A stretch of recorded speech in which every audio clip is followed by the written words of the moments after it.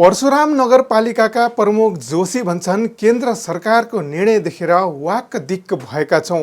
दर्शक महानुभाव, परशुराम नगरपालिकाका प्रमुख भरत जोशीले केन्द्र सरकारको निर्णयप्रति असन्तुष्टि व्यक्त गरेका छन्।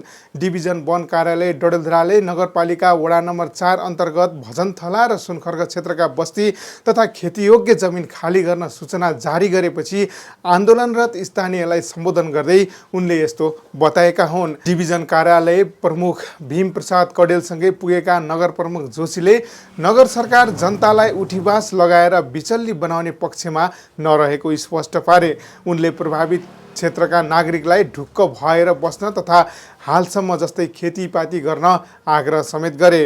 3 दिनदेखि लगातार आन्दोलनमा रहेका स्थानीयवासीलाई सम्झाउँदै मेयर जोशीले केन्द्र सरकारको अतिक्रमित क्षेत्र हटाउन पटक पटक परिपत्र पठाइरहेको उल्लेख गर्दै त्यसप्रति आफू वाक्क दिक्क भएको बताए। उनले गरिब जनताको पेटमा लात हान्ने काम स्वीकार्य नहुने धारणा राख्दै आवश्यक परे केन्द्र सरकारसँग सङ्घर्ष गर्न पनि तयार रहेको बताए। नयाँ सरकारसँग लड्नुपर्ने अवस्था आए हामी जनतासँगै उभिन्छौँ, उनले भनेका छन्।